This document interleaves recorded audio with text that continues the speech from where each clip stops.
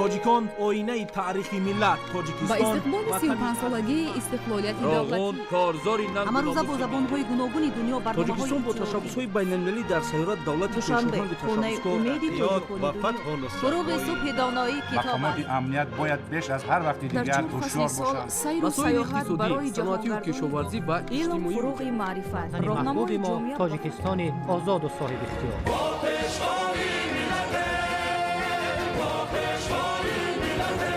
دوست باشید، اتفاق باشید، شکرانه همین دولت کنید، شکرانه همین سرزمین کنید، شکرانه کنید که چنین وطن عزیز و محبوب دارید.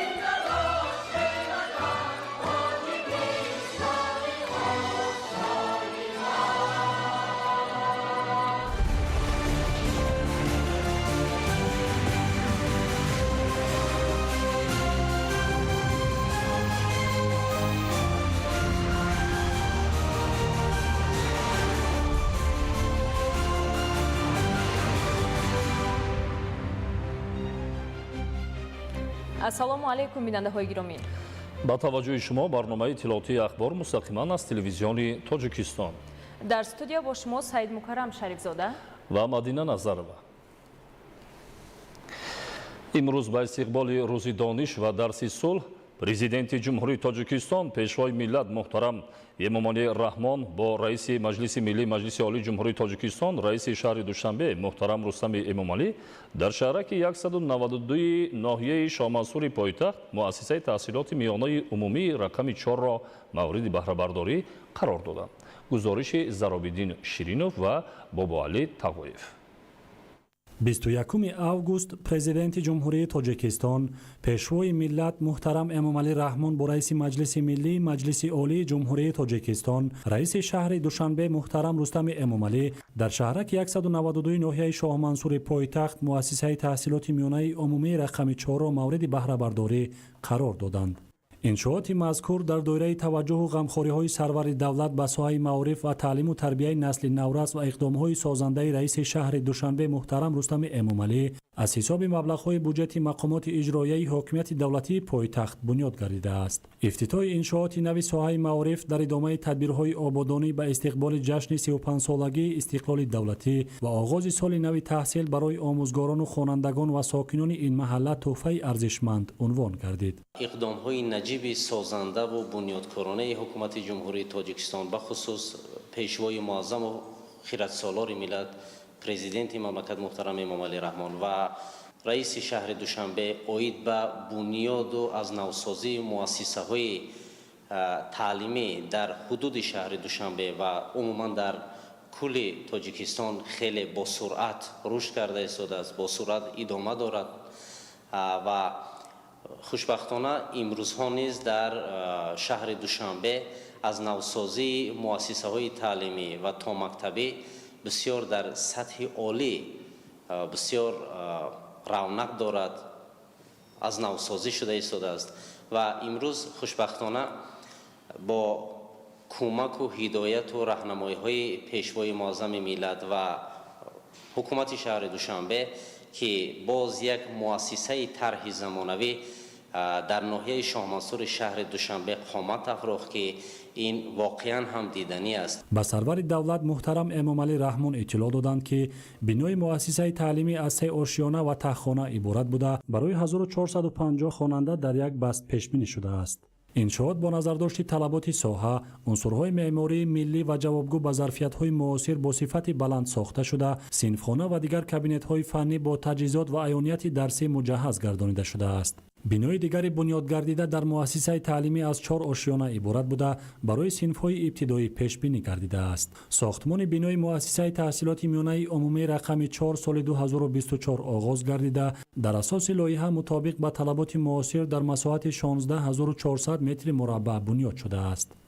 қисми зиёди масъулияҳои сохтмоние ки дар иншоот истифода гардидааст аз масъулияҳои ватанӣ буда ва инчунин коргарони маҳаллӣ ба кор ҷалб шудаанд.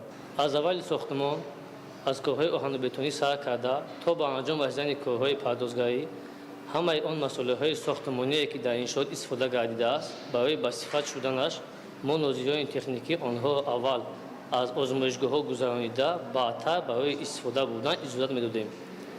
албатта ки меҳнати шабонарӯзии кормандон бенатиҷа набуд, чунки як мактаби зебои замонавиро ба истифода дода истодаем.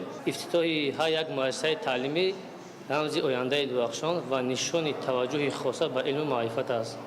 аз ҳамин лиҳоз миннатдории худро ба пешвои муаззами миллат ва раиси шаҳри душанбе мерасонам, ки бо сабаби дастгирии онҳо чунин имкониятҳои арзишманд барои наслҳои ҷавон фароҳам гардидааст. аснои шиносоӣ бо шароиту имконоти ин муассисаи наву замонавӣ пешвои миллат ба сифати корҳои сохтмонӣ баҳои баланд дода, саҳмгузорӣ дар соҳибилм шудани насли наврасро амали шоиста унвон намуданд.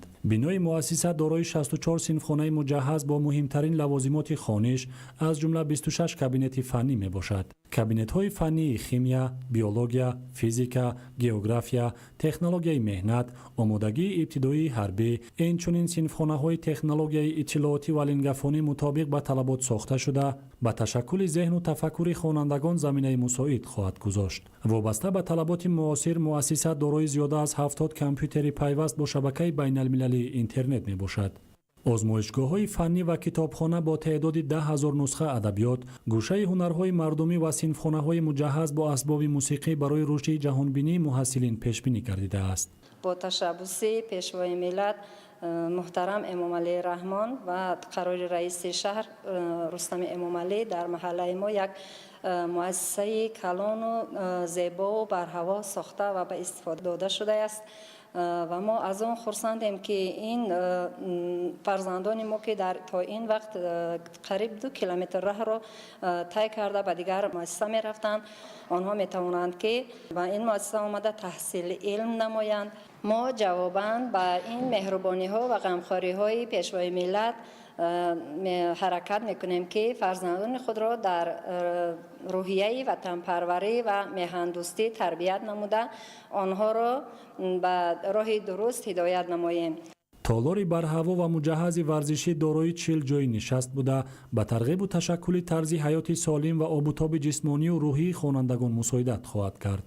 майдончаи варзишӣ низ бо 135 ҷойи нишаст аз бартариҳои дигари муассиса дар самти рушди тарбияи ҷисмонӣ ва варзиш унвон мешавад. муассисаи таълимӣ ҳамчунин дорои толори маҷлис бо 386 курсӣ ва ошхонаи дорои 192 ҷойи нишаст мебошад. дар иншооти наву замонавӣ барои инкишофи зеҳни кӯдакон, аз худ кардани донишҳои замонавӣ ва машғул шудани онҳо ба бозиҳои гуногуни шавқовар низ шароити хуб фароҳам оварда шудааст.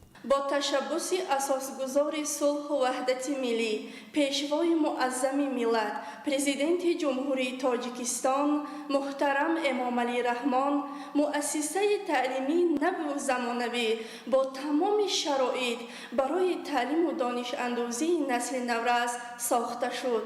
این اقدام پیشوای معظم ملتمان مسئولیت ما آموزگاران را در تعلیم و تربیه نسل نورس دوچند ساخته باعث آن می‌گردد که خوانندگان با ذوق و میل بیشتر برنامه‌های تعلیمی را از خود نمایند.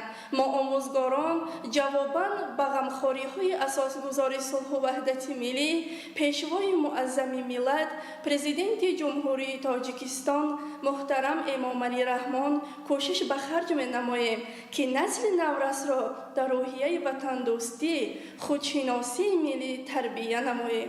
ضمن شناسایی با شرایط تعلیم و تربیت سرور دولت محترم امامعلی رحمان توجه مسئولین ساحه را به استفاده ثمره بخش از امکانیت‌های فراهم شده، آموزش علم‌های دقیق، زبان‌های خارجی و رسیدن به قدر دستاوردهای استقلال دولتی جلب نمودند. پیشوای ملت محترم امامعلی رحمان تاکید داشتند که بنیاد بناهای نو، وارد نمودن تکنولوژی معاصر برای آموزش و دیگر تدبیرهای اندیشیده حکومت کشور به تامین امروز و فردای با سعادت نسل نورس روانه کرده شده است. از این لحاظ تعلیم گیرندگان را ضرور است که خوانند، علم آموزند، صاحب کسب و زباندان و وارث شایسته گذشتگان خویش باشند. امروز همچنین در ناحیه فردوسی پایتخت پرزیدنت جمهوری تاجیکستان پیشوای ملت محترم امامعلی رحمان و رئیس مجلس ملی مجلس عالی جمهوری تاجیکستان رئیس شهر دوشنبه محترم رستمی امامعلی بینای نوی بیمارخانه کلینیکی شهری بیماری‌های زهرآلودشوی و آسیب‌های سوخته را مورد استفاده قرار دادند. جهانگیر سفرعلی‌زاده گزارش می‌دهد. 21 август президенти ҷумҳурии тоҷикистон пешвои миллат муҳтарам эмомалӣ раҳмон ва раиси маҷлиси миллии маҷлиси олии ҷумҳурии тоҷикистон раиси шаҳри душанбе муҳтарам рустами эмомалӣ дар ноҳияи фирдавсии пойтахт бинои нави беморхонаи клиникии шаҳрии бемориҳои заҳролудшавӣ ва осебҳои сӯхтаро мавриди истифода қарор доданд. бинои асосии беморхонаи клиникии шаҳрии бемориҳои заҳролудшавӣ ва осебҳои сӯхта дар шаҳри душанбе аз 7 ошиёна ва таъхона иборат буда дорои 167 ҳуҷра аз ҷумла 105 ҳуҷра барои бистарии беморон бо 230 кат, шуъбаҳои қабул ва ташхис, ҷарроҳӣ, осебҳои сӯхта, бемориҳои заҳролудшавӣ, шикастабандӣ, асаб ва дигар ҳуҷраҳои ёрирасон мебошад. корҳои сохтмонӣ дар иншооти мазкур соли 2022 оғоз гардида бо истифода аз масолиҳи баландсифат мутобиқ ба талаботи соҳа ва унсурҳои меъмории миллӣ дар муҳлати муайяншуда ба анҷом расонида шудааст. зимни шиносоӣ бо шароити фароҳамшуда президенти кишвар муҳтарам эмомалӣ раҳмон ба сифати корҳои анҷомёфта баҳои баланд дода ифтитоҳи чунин иншоотро ба истиқболи сазовори ҷашни пуршукӯҳи 35-солагии истиқлоли давлатӣ иқдоми шоиста ва намунаи ибрат арзёбӣ карданд. таъкид шуд ки ба фаъолият оғоз кардани муассисаи нави тиббӣ ки бо маблағгузории мақомоти иҷроияи ҳокимияти давлатии шаҳри душанбе бунёд гардидааст тӯҳфаи идонаи ҳукумати кишвар ба кормандони соҳаи тандурустии пойтахт мебошад. ифтитоҳи ин беморхонаи муосир бо таҷҳизоти навтарин имкон медиҳад ки беморонро дар сатҳи баланд ташхису муолиҷа гиранд ва ҷарроҳиҳои душвор дар дохили кишвар анҷом дода шаванд. шароити фароҳам гардида самараи ғамхории доимии пешвои муаззами миллат буда мо табибонро водор мекунад ки бо масъулият ба ҳар як шаҳрванд хизмат расонем ва ба беҳбудии сиҳатии ҷомеа саҳм гузорем. ифтитоҳи бинои нави беморхона бо шароити пешрафти соҳа воқеан ҳам ба рушди соҳаи тандурустии кишвар такони ҷиддӣ бахшида барои тайёр кардани мутахассисони ҷавон низ заминаи арзанда фароҳам меоварад. миннатдории худро аз номи кулли кормандони муассиса ба пешвои муаззами миллат президенти ҷумҳурии тоҷикистон муҳтарам эмомалӣ раҳмон ва раиси шаҳри душанбе муҳтарам рустами эмомалӣ мерасонем ки чунин беморхонаи замонавиро ки бо тамоми таҷҳизотҳо муҷаҳҳаз мебошад ба мо тақдим намуданд. дар ин муассисаи тандурустӣ 107 номгӯи дастгоҳу таҷҳизоти муосир аз ҷумла катҳои махсус барои бемориҳои сӯхта, дастгоҳи сайёр барои шустушӯи беморон, баркамераи саёд, дастгоҳи лазерии табобати оқибатҳои сӯхта, дастгоҳи лазерии лифтинги табобатию косметологӣ, дастгоҳи ултрасадои табобатию барқарорсозии бемориҳои сӯхта, таҷҳизоти даруннигарии видеоӣ барои рӯдаву меъда, видеоэндоскопӣ ва видеобронхоскопи сайёр аз навгониҳои иншоот аст ки таҷҳизоти насли нав буда бори аввал ба Тоҷикистон ворид карда шудааст.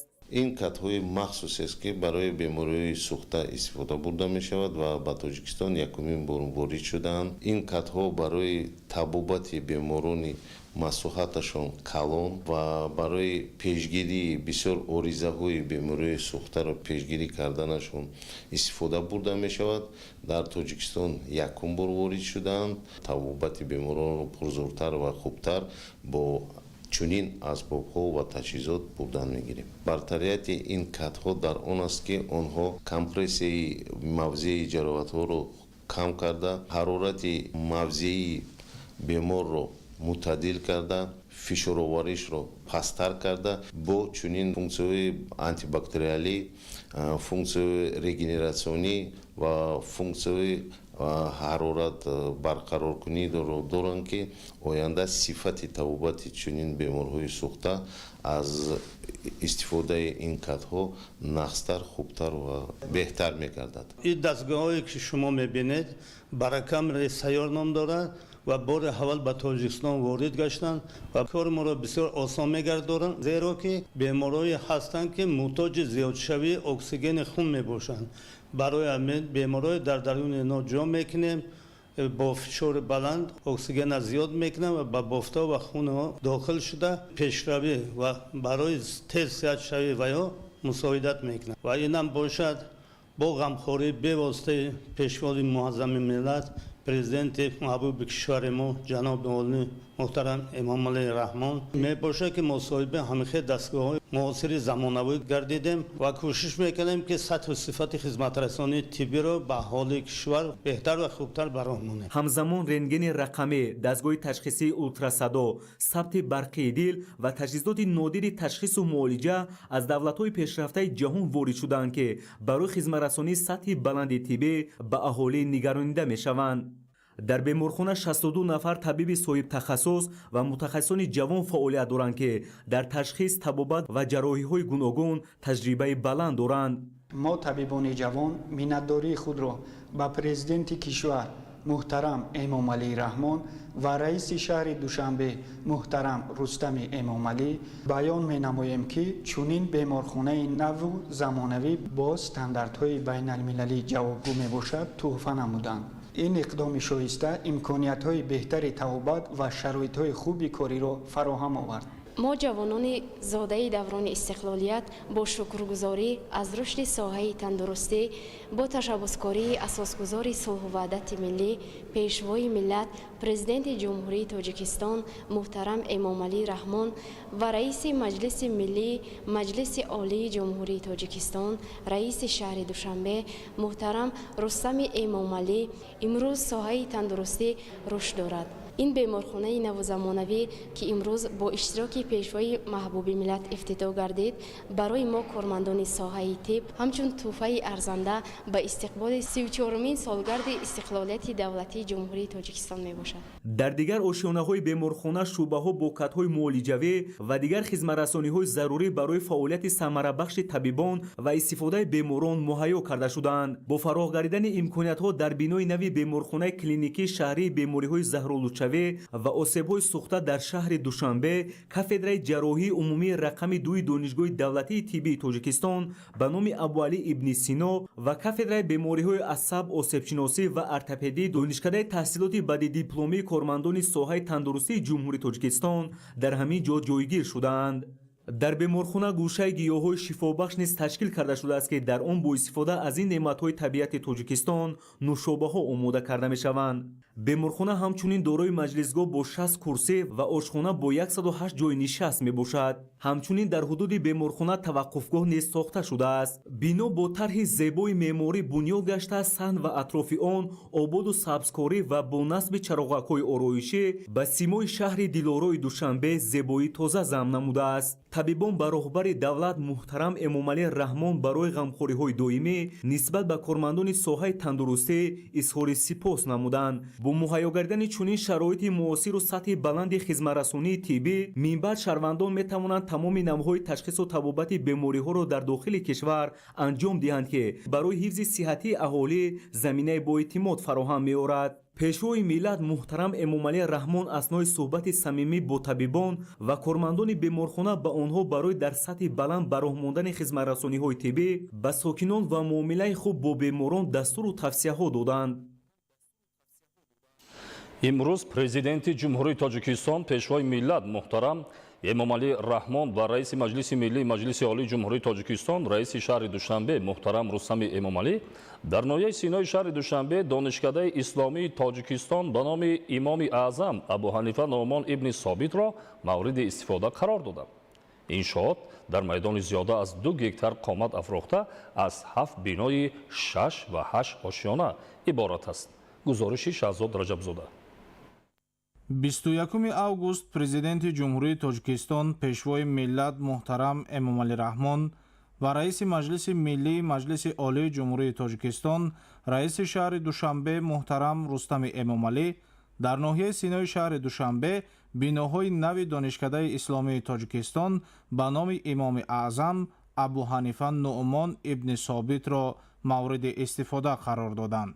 биноҳои нави донишкадаи исломии тоҷикистон бо маблағгузорӣ аз фонди захиравии президенти ҷумҳурии тоҷикистон ва дастгирии соҳибкорони саховатпешаи кишвар мутобиқ бо анъанаҳои меъморию фарҳангии таи ҳазорсолаҳо шакл гирифтаи миллати тамаддунофари тоҷик бо тарҳи басос зебову дилкаш бунёд ёфта яке аз марказҳои муҳими илмӣ таҳқиқотӣ ва таълимии кишвар ба ҳисоб меравад.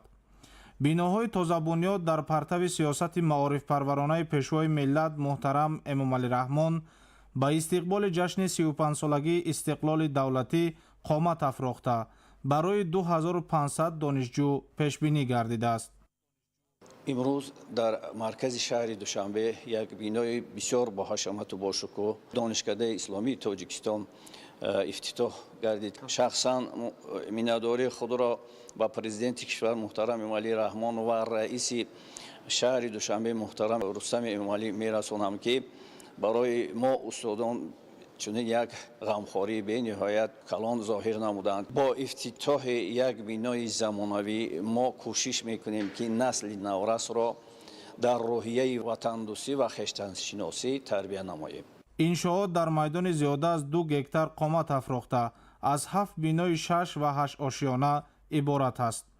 масоҳати биноҳо 46816 метри мураббаъро ташкил медиҳад. корҳои сохтмонӣ дар иншоот соли 2019 оғоз гардида бо риояи талаботи муосири соҳавӣ ва ороиши зебои тоҷикӣ анҷом ёфтааст. дар иншоот маҷлисгоҳ бо 513 ҷойи нишаст, 90 синфхона, утоқи корӣ ва дигар ҳуҷраҳои зарурӣ ҷойгир аст. ҳуҷраҳои корию дарсӣ бо дастгоҳу таҷҳизоти насли нави соҳавӣ муҷаҳҳаз буда дорои шароити зарурӣ барои гузаронидани машғулиятҳои амалӣ мебошад. сарвари давлат муҳтарам Эмомалӣ Раҳмон зикр намуданд, ки дар рушди маориф ва илм сиёсати давлатӣ ҳамеша авлавият дошта, ҳукумати кишвар тамоми имконотро барои таҳкими пояҳои маърифат, баланд бардоштани сатҳи таълиму тарбия ва рушди нерӯи зеҳнии ҷавонон сафарбар месозад.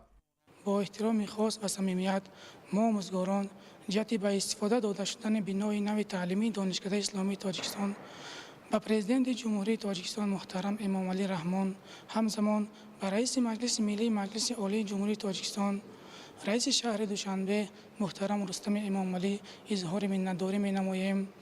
мо омӯзгорон кӯшиш ба харҷ медиҳем, ки бо истифода аз чунин шароити замонавӣ барои дар روحیه وطنپرستی و خودشناسی تربیت نمودن دانشجویان سهمی مؤثر می‌گذاریم. بنای نوی تعلیمی بار دیگر توجهی به واسطه پرزیدنت جمهوری تاجیکستان را به ساحه معارف نشان می‌دهد. بنای نوی تعلیمی برای بلند برداشتن معرفت‌ناکی دانشجویان و برای پیشبرد کارهای علمی آموزگاران می‌تواند نقش کلیدی بازد. пешвои миллат муҳтарам Эмомалӣ Раҳмон бо осорхонаи мукаммал ва дорои аҳамияти илмӣ фарҳангии донишкадаи исломии Тоҷикистон шинос шуданд. иттилоъ дода шуд, ки дар осорхона таърихи ғании ислом дар сарзамини тоҷикон нақши илмии устодону олимони бузурги миллати тоҷик ва саҳми онҳо дар рушди тамаддуни исломӣ ба таври шоиста муаррифӣ мегардад. дар осорхона нусхаҳои нодири дастнависҳо, китобҳои таърихӣ ва осори хаттии олимони машҳури тоҷик ба намоиш гузошта шуданд. фонди осорхона инчунин дорои ашёву ёдгориҳои таърихиест, ки аз осори меъморӣ ва фарҳанги мусулмонии тоҷикон шаҳодат медиҳанд. дар ин миён нусхаҳои нодири Қуръони Карим, сангнавиштаҳо, лавҳаҳои хаттотӣ ва ашёи дигари таърихӣ ҷой дода шуданд. бахши дигари осорхона ба нақши ҷумҳурии Тоҷикистон дар эҳёи арзишҳои миллӣ ва мусулмонӣ дар даврони соҳибистиқлолӣ бахшида шуда, тавассути аксҳо, ҳуҷҷатҳо ва маводи расмӣ фаъолияти пешвои миллат муҳтарам Эмомалӣ Раҳмон ва сиёсати давлатро дар эҳё ва тарғиби мероси фарҳанги ниёгони пуршарафамон инъикос мекунад. сарвари давлат муҳтарам Эмомалӣ Раҳмон зикр намуданд, ки ташкили чунин осорхона дар заминаи донишкадаи исломии Тоҷикистон барои муҳассилон ва муҳаққиқон имконияти фарох фароҳам меорад, то ба таърихи ислом дар сарзамини мо шахсиятҳои барҷаста ва осори илмӣ фарҳангӣ ошно гарданд.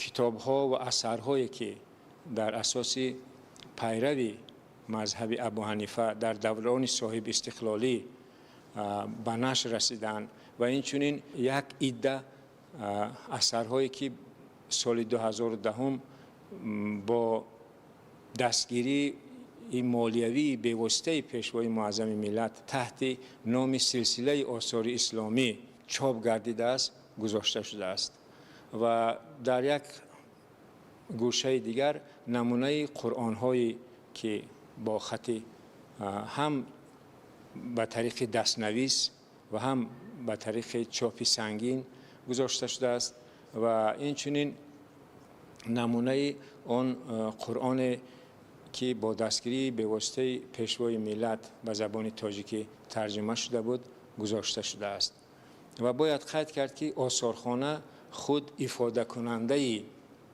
میراث نیاگان، میراث آن کارنامه هایی که فرزندان این ملت کردند می باشد و مقصد از این تأسیس آثارخانه به نسل نورس، مخصوصا به دانشجویان و مهمانانی که تشریف میارند به شهر زیبای دوشنبه از آن عبارت است که باز یک بار دیگر ما توانیم که آن دستاوردهای نیاکان ما که پیش از همه تکیه به علم و دانش داشتند، تکیه به ایجاد اثرها داشتند، تأثیری بی‌واسطه خودشان را در تمدن هم اسلامی و هم دیگر تمدن‌های جهانی گذاشتند نشان دهیم که هر یک جوان باید آگاه باشد که ما آن میراثبر یک ملت هستیم که صاحب تمدن، صاحب فرهنگ و صاحب اندیشه بودند. با سرور دولت محترم امامعلی رحمان اطلاع داده شد که در آشیانه‌های بالای دانشکده کتابخانه الکترونی، تالار تستی، تالار ورزشی با 168 جای نشست و 2 حجره طبی جای داده شدند. نقطه طبی امکان دارد که در یک وقت به 300 کس خدمت طبی رساند. در دانشکده همزمان خوابگاه برای 520 دانشجو آماده شده است. صحن و اطراف بینای دانشکده اسلامی تاجیکستان در مساحت 6560 متر مربع منفرش گردیده، همچنین آباد و سبزکاری شده است. شرایط و امکانیت‌های فراهم شده در دانشکده اسلامی تاجیکستان منبعد همچون پایگاه مهم علمی و تعلیمی و تجربوی و عملی برای فن‌های گوناگون استفاده برده شده به افزون نمودن دانش‌های دینی و دنیوی دانشجویان مساعدت می‌نماید. ضمن بازدید پیشوای ملت محترم امامعلی رحمان به صفت کارها بهای بلند داده با مسئولین برای آماده نمودن کادرهای بلند اختصاص و جلب آنها به علم آموزی، تحقیقات علمی و پاس داشتن ارزش‌های والای ملی دستور و توصیه ها دادند. امروز پرزیدنت جمهوری تاجیکستان پیشوای ملت محترم امامعلی رحمان با رئیس مجلس ملی مجلس عالی جمهوری تاجیکستان رئیس شهر دوشنبه محترم رستمی امامعلی در کوچه سید ناصری ناحیه اسماعیل سامانی پایتخت مؤسسه دولتی تا مکتبی رقم 59 را مورد بهره برداری قرار دادند. همکاران ما گزارش می‌دهند. 21 август президенти ҷумҳурии тоҷикистон пешвои миллат муҳтарам эмомалӣ раҳмон бо раиси маҷлиси миллии маҷлиси олии ҷумҳурии тоҷикистон раиси шаҳри душанбе муҳтарам рустами эмомалӣ дар кӯчаи саид носири ноҳияи исмоили сомонии пойтахт муассисаи давлатии томактабии рақами 59-ро мавриди баҳрабардорӣ қарор доданд. иттилоъ дода шуд ки бинои нави кӯдакистон бо иқдому ташаббусҳои бевоситаи роҳбарияти мақомоти иҷроияи ҳокимияти давлатии шаҳри душанбе дар доираи омодагӣ ба истиқболи сазовори ҷашни 35-солагии истиқлоли давлатӣ дар муҳлати 2 сол бунёд гардида барои 450 кӯдак пешбинӣ шудааст.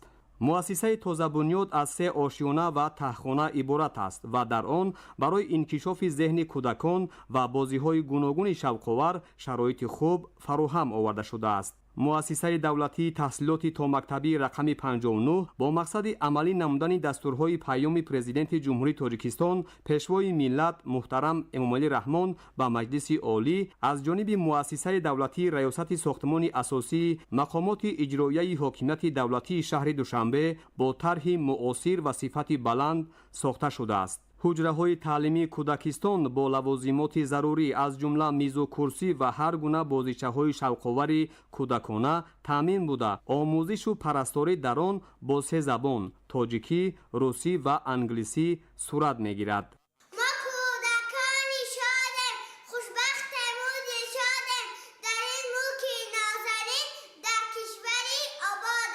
кӯдак яъне ки тарбиятгирандаи муассисаи таълими то мактабӣ дар фазои солим, дар фазои созгор یعنی که از لحاظ استتیکی به طلبات جوابگو اگر تربیه یابد حس زیبایی پرستی، حس استتیکی، تربیه زیبایی پرستی، تربیه وطن پرستی در ضمیر کودک درست تربیه کرده میشه. وابسته به غمخوری های سرور دولت و رئیس شهر دوشنبه آن را گفتنی هستم که ما کارمندان ساحه کلیدی کشور باید که کوشش و زحمت های خود را دهچند کنیم، نسل آینده ساز کشور را در یک روحیه میهن پرستی، وطن دوستی و حس ملی داشته تربیه نماییم. طبق لایحه در این مؤسسه برای 22 گروه شرایط خوب از جمله حجره‌های تعلیمی با خوابگاه و حمام، تالارهای موسیقی، رقص، گیمناستیکا، رسامی، تالار برای گذراندن محفل و چرابینی‌ها با 90 کرسی، آشخانه، میدانچه بازی و حوض آبازی فراهم آورده شده. در عرفه سال نو خوانش 2025-2026 برای کودکان خوش‌طالع زمان استقلال تحفه ارزنده نامیده شد.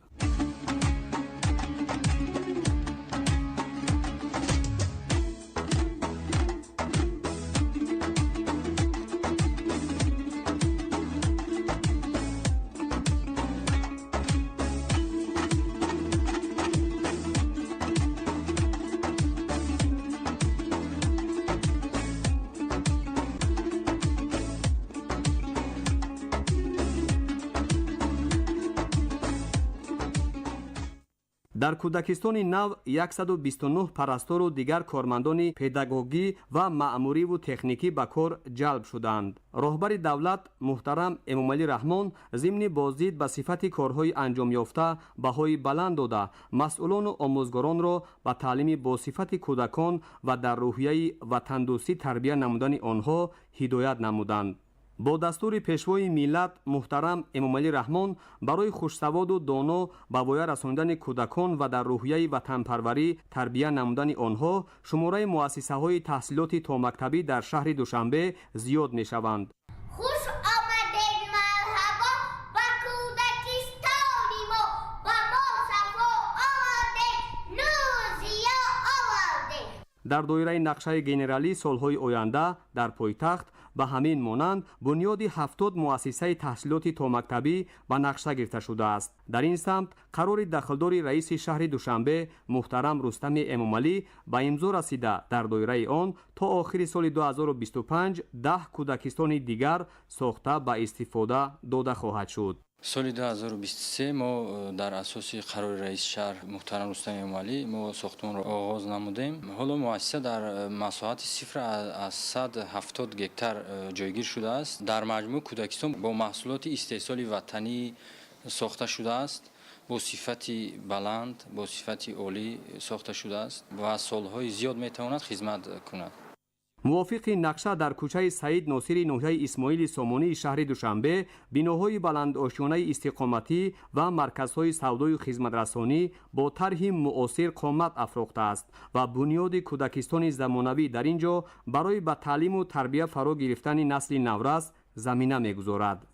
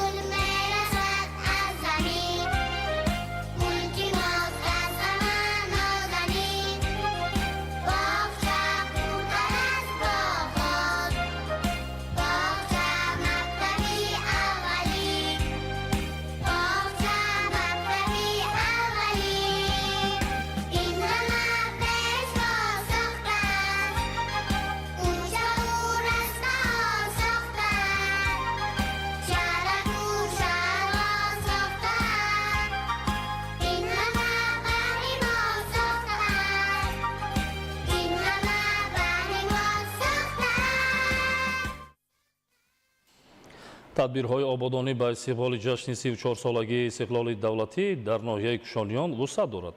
ҷиҳати омодагиҳо ба ин ҷашн дар ноҳия бинои нави маркази саломатӣ муҷаҳҳаз бо таҷҳизоти лозима мавриди истифода қарор дода шуд. маҳмад раҷаб абдуллозода ва давлати файзулло гузориш медиҳад. раванди босуботи корҳои ободониву созандагӣ дар ноҳияи кушониён таи солҳои соҳибистиқлолӣ барои рушди соҳаи гуногуни хоҷагии халқ, таҳсил, кору фаъолият ва истироҳату фароғат шароити муносиб фароҳам овардааст.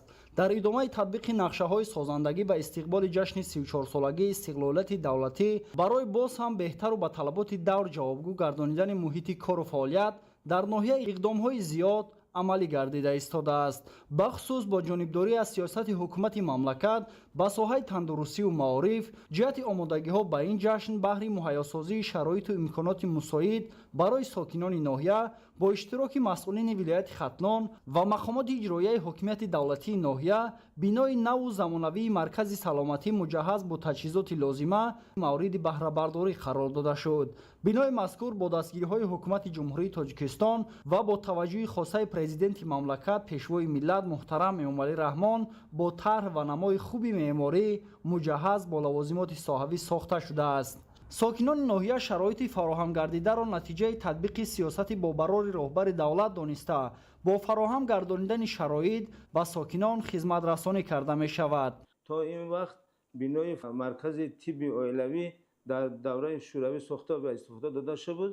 ин бинои замонавӣ мебошад ва мо аз ин бино сохта шуда бениҳоят миннатдор ҳастем. соҳаи маориф ки дар сиёсати ҳукумати мамлакат дар мадди аввал қарор дорад, дар ноҳияи кушониён низ дар ин самт таваҷҷӯҳи хоса равона карда мешавад. дар заминаи иқдомҳои созанда дар ҷамоати деҳоти меҳнатободи ноҳия дар назди муассисаи таълимии рақами 2 бинои нави иловагии мавриди баҳрабардорӣ қарор дода шуд. бинои нави таълимӣ бо ташаббуси соҳибкорони маҳаллӣ ва кумитаи падару модарон бо сатҳу сифати баланд ва муҷаҳҳаз бо айёниятҳои хониш сохта шуда дорои 8 синфхонаи иловагӣ мебошад.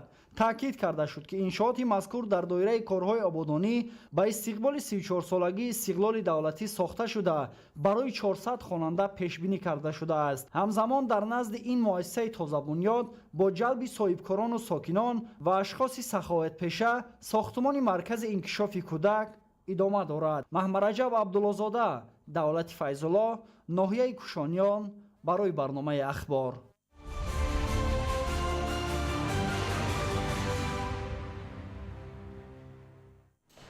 дар шаҳру ноҳияҳои вилояти суғд ба истиқболи ҷашни 35-солагии истиқлоли давлатӣ 12 000 иншоот бунёд ва таъмиру навсозӣ карда мешавад. тадбирҳои бунёдкорию созандагӣ дар шаҳру ноҳияҳои вилоят вусъат дошта то ин муддат дар наздики 11 000 иншоот корҳо анҷом ёфтанд. гузориш дар ин хусус. ҳадаф аз таҳиёи нақшаҳои бунёдкорӣ ба истиқболи ҷашни 35-солагии истиқлолияти давлатии ҷумҳурии Тоҷикистон ин ободу зебо намудани шаҳру деҳоти мамлакат, фароҳам овардани инфраструктури зарурии кору хизматрасонӣ ва беҳтар намудани сатҳи зиндагии аҳолӣ мебошад. дар ин раванд дар шаҳру ноҳияҳои вилояти суғд корҳои бунёдкорию созандагӣ аз ҳисоби буҷети давлатӣ саҳми соҳибкорону шахсони ватандӯст амалӣ шуда дар давоми солҳои 2022-2025 наздик 11 000 иншоот бунёд, таъмиру таҷдид гардида, дар ин доира дар 115 ҷамоати шаҳраку деҳот вобаста ба эҳтиёҷот ва талаботи ҳамон маҳал дар қисми деҳот хатҳои нави оби нӯшокӣ кашида шуда, муассисаҳои таълимию то мактабӣ, марказу хонаҳои саломатӣ, клубу китобхонаҳои нав, боғу гулгаштҳо, мунфарши роҳҳо, сохтани пули нақлиётгар ва дигар тадбирҳои бунёдкорию созандагӣ мувофиқ ба нақша ва татбиқи лоиҳаҳо ҳаҷми зиёди корҳо иҷро шуданд. аз тарафи идораи сохтмони асосии мақомоти иҷроии ҳокимияти давлатии вилояти суғд 100 иншооти лоиҳавӣ ва дар шаҳру ноҳияҳо низ вобаста ба имконияти маҳал биноҳои маъмурӣ, муассисаҳои маорифу тандурустӣ ва дигар соҳаҳо аз ҳисоби буҷети давлатӣ сохта шуданд. ҳоло дар як қатори иншооти самту соҳаҳои гуногун ки дар асоси дастури пешвои миллат муҳтарам Эмомалӣ Раҳмон нақша чорабиниҳои мақомоти иҷроии ҳокимияти давлатии вилояти суғд амалӣ мешавад, ин бунёди 4 бинои муҳташаму лоиҳавӣ ташхисию табобатӣ дар назди беморхонаи клиникавии рақами 1 шаҳрӣ, беморхонаи бачагонии вилоят, маркази саратоншиносӣ ва маркази клиникавии эндокринологии вилояти суғд маҳсуб меёбад ки дар оянда шароит ва усулҳои муосири табобату ҷарроҳӣ бо истифода аз технологияи муосир роҳандозӣ мегардад. сохта ба истифода додани 4 бинои иловагӣ дар назди беморхонаҳои вилоятӣ воқеъ дар шаҳри Хуҷанд имкон медиҳад ки барои то 650 кати бистарӣ шароит фароҳам оварда шавад. بنیاد به استفاده دادن بینای مذکور با تمام شرایط زمانوی و تجهیزات‌های معاصر مجهز گردانیده می شود و البته این به آن مساعدت می کند که با براه ماندن جراحی های معاصر سفر کردن شهروندان شهر خوجند برای معالجه و جراحی به کشورهای خارجه به میان نمی آید. بنیاد گردیدن مجمع ورزشی سوخت ارینا در شهر خوجند امکانات در ساحه ورزش و تربیت جسمانی را بیشتر می نماید. مجمع در حدود مؤسسه دولتی مکتب ورزشی مهارت عالی ولایت سوخت ساخته می شود که در یک وقت برای مشق و تمرین تا 1000 نفر جوانان از روی نمودهای ورزش، تماشای مخلصان و برگزاری مسابقه‌های جمهوریوی بین المللی امکانات پیدا می گردد. امروزها در همه شهر و ناحیه‌های ولایت سوخت تدبیرهای بنیادکاری و سازندگی بهر استقبال شایسته از جشن 35 سالگی استقلالیت دولتی جمهوری تاجیکستان ادامه داشته ساکنان صاحبکاران سهم خویش را می‌گذارند. در ناحیه ظفرآباد ساکنان جماعت شهرک ظفرآباد بهر منفرش راه محله تدبیر دسته‌جمعی را راه‌اندازی نمودند. موافق به نقشه تا جشن 35 سالگی استقلالیت دولتی جمهوری تاجیکستان در شهر و ناحیه‌های ولایت سوخت باید 1000 انشاءات دیگر بنیاد یا تعمیر و نوسازی کرده شوند و به تاکید مسئولین با چنین روند وسعت کارها نقشه برجات اجرا کرده می شود. محمود احمدزاده، دلشاد یوسفی، ولایت سوخت، اخبار.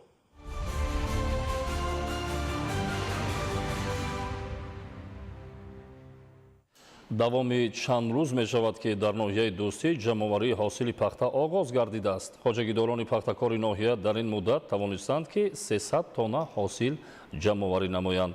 аз раванди ҷамъоварии ҳосили пахта саидшои муродалӣ ва искандари саид гузориш медиҳад.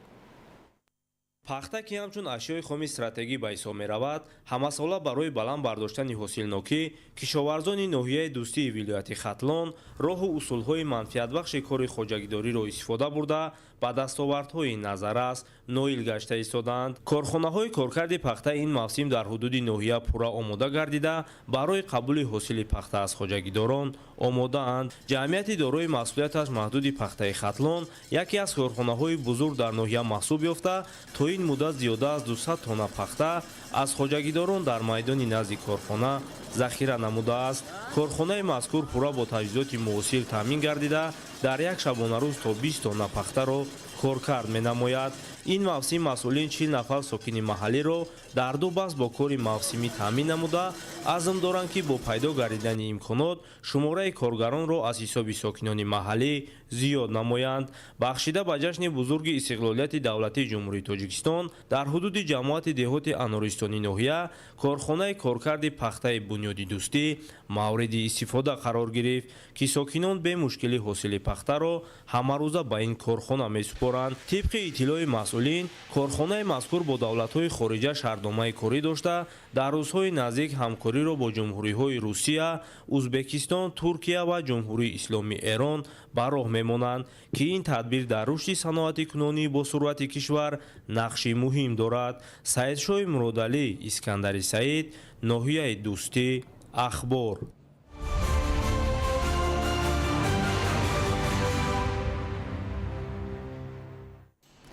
طبق اجرای نقشه چورابینی‌های معین و تامین ثمرانok استفاده‌بری نیروی برق از جانب مشتریان با اشتراک گروه کاری نمایندگان ریاست اجنسی نظارت دولتی انرژتیکی نزد پرزیدنت جمهوری تاجیکستان در منطقه کلوب و دیگر مسئولان ساحه در ناحیه واسه کارهای سنجشی برگزار گردید.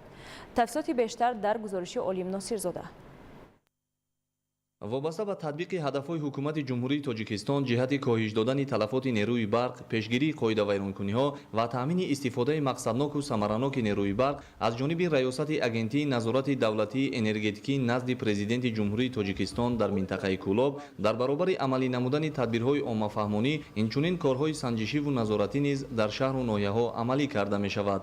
ин навбат аз ҷониби масъулон чунин корҳои санҷишӣ дар ноҳияи восеи вилояти Хатлон баргузор карда шуд. ماه سال روان از طرف متخصصان ریاست نظارت انرژتیکی دولتی نزد پرزیدنت جمهوری تاجیکستان در منطقه کولوب زیاده از در 100 زیرزگاه‌های برقی 10 و 6 و 04 کیلوولت از معاینه تکنیکی گذرانده شد. نسبت شخصان مسئول پروتکل‌های خیرانکنی معمولی ترتیب داده شدند و برای اصلاح دستوری حتمی داده شد. از جانب مسئولان شبکه‌های برق ناحیه واسه وابسته به حل مشکلات جای داشته که در نتیجه سنجش‌ها آشکار شدند، تصمیم گرفته شده است که در دایره امکانیت‌های موجوده تدبیرهای مقصدناک راه‌اندازی کرده می‌شود.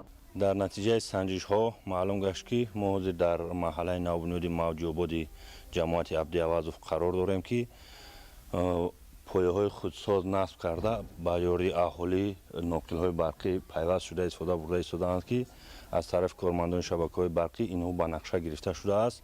مرحله به مرحله عوض می‌نماییم. کارهای سنجشی با اشتراک مسئولان ساحه در بعضی از مؤسسه و تشکیلات و محله‌های اهالینشین ناحیه عملی گردید. نتیجه سنجش‌ها معین نمود که حالا هم از جانب برخی از مشتریان وصل و نصب خودسرانه ناقل‌ها جای داشته تازگی و ترتیبات اطراف حسابکنک‌ها و ترانسفورماتورهای جمعیتی و انفرادی در قسمتی از محله و مؤسسه‌ها در حالت نادرست و نگران کننده قرار دارند. حالت دیگری مشکلات آشکار شده جای داشته ستونپایه‌های چوبین فرسوده گشته به وسیله‌های محافظوی قرار داشتن ترانسفورماتورها در حدود محله‌ها و دیگر نارساگی‌ها میباشند که میتواند عامل اساسی زیاد شدن تلفات نیروی برق و سر زدن حادثه‌های ناخوش گردند. مشتریان را نیز ضرور است که قاعده‌های ضروری را رعایت نموده نیروی برق را ثمرناک و عاقلانه استفاده نمایند و در پیشرفت کشور سهمگذار باشند. علیم ناصرزاده، خورشید نادرخان، ناحیه واسه، اخبار.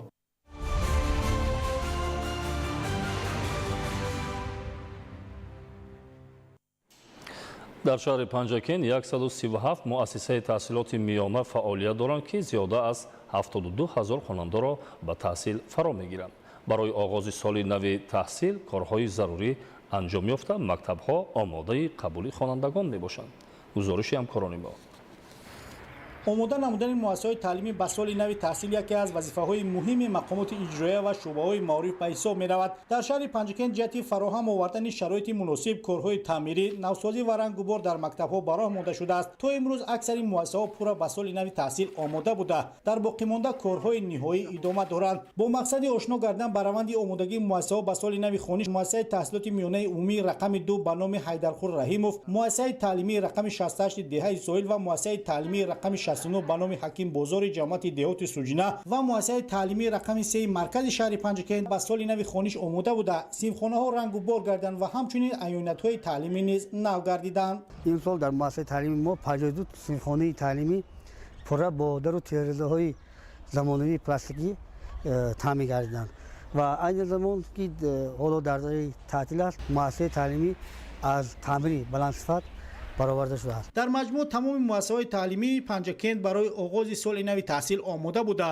дар фазои амну субот садои аввалини занги мактабӣ ба гӯш хоҳад расид.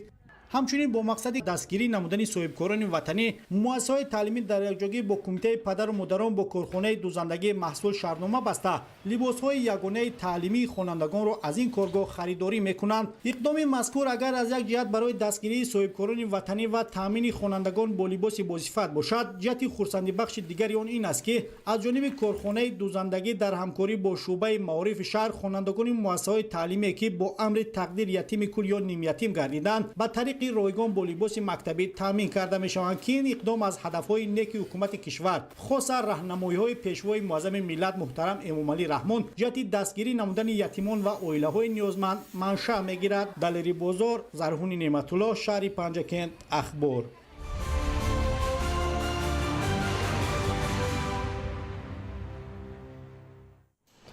бахшида ба оғози соли нави таҳсили 2025-2026 дар шаҳри Душанбе бо иштироки доираи васеъи омӯзгорон ҳамоиши илмӣ баргузор гардид. гузориши навбатӣ идомабахши ҳамин мавзӯъст. имрӯз дар шаҳри Душанбе машварати августӣ кормандони соҳаи маориф баргузор гардид. чорабинӣ бо иштироки васеъи намояндагони мақомоти иҷроияи ҳукумати давлатии шаҳри Душанбе, вазорати маориф ва илми ҷумҳурии Тоҷикистон, директорони муассисаҳои таълимӣ, омӯзгорон ва дигар кормандони соҳа баргузор шуд. машварат бо мақсади ҷамъбасти натиҷаҳои фаъолияти яксолаи муассисаҳои таълимӣ, таҳлили дастовардҳо ва мушкилоти ҷойдошта, ҳамзамон муайян намудани самтҳои афзалиятнок барои соли нави таҳсили 2025-2026 доир гардид. дар он масъулони соҳа оид ба баланд бардоштани сатҳу сифати таълим, такмили методҳои таълим, ҷорӣ намудани технологияҳои муосири омӯзиш, таҳкими заминаи моддию техникӣ ва тарбияи кадрҳои баландихтисос суханронӣ намуданд. дар идомаи машварат таъкид карда шуд ки бо дастгирии бевоситаи ҳукумати ҷумҳурии тоҷикистон ва пешвои миллат муҳтарам эмомалӣ раҳмон дар шаҳри душанбе барои рушди соҳаи маориф шароити зарурӣ муҳайё гардида таи соли охир муассисаҳои нави таълимӣ бунёд ва мавриди истифода қарор гирифтанд. илова бар ин дар самти ҷалби омӯзгорони ҷавон, баланд бардоштани маоши омӯзгорон ва таъмини мактабҳо бо лавозимоти таълимӣ низ пешравиҳо ба назар мерасанд. тавре зикр гардид, дар соли таҳсили нав бояд таваҷҷӯҳи бештар ба тарбияи маънавию ахлоқии хонандагон, таҳкими ҳамкории мактабу оила, ҷорӣ кардани тарзи ҳаёти солим ва ташвиқи муҳаббат ба илм ва ватандӯстӣ равона гардад. илова бар ин ба муассисаҳои таълимӣ дастур дода шуд ки барои қабули хонандагон ва оғози саривақтии соли нави таҳсил тамоми омодагиҳоро анҷом диҳанд. машварати августии маориф нишон дод ки кормандони соҳа бо рӯҳияи баланди масъулиятшиносӣ ва иродаи қавӣ ба соли нави таҳсил ворид мешаванд. бо истифода аз имкониятҳои муҳайёшуда ва иқдомҳои созанда соҳаи маорифи пойтахт ҳадафҳои навро амалӣ намуда дар самти тарбияи насли донишманду ватандӯст боз ҳам қадамҳои устувортар мегузорад.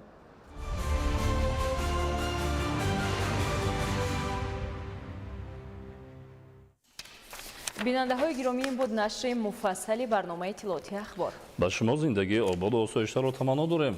саломат бошед.